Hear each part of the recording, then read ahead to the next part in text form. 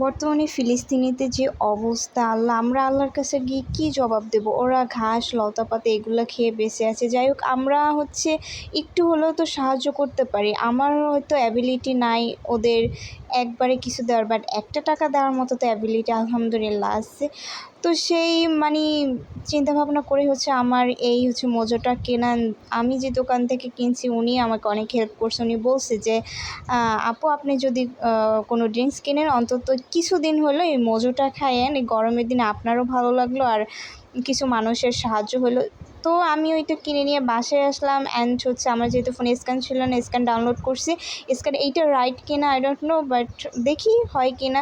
তো ভাবতেছি কী করবো অ্যান্ড দেন ওপেনে ক্লিক করে দিলাম। অ্যান্ড দেখলাম যে না, ভিডিওতে আপনারা যে ভিডিওগুলো আপলোড করেন সেইখানে যে ইন্টারফেসটা শো করে আমারও সেম ইন্টারফেস শো করছে। তো ভাবলাম আলহামদুলিল্লাহ। তো আমি একটু দেখলাম, দেখা একটু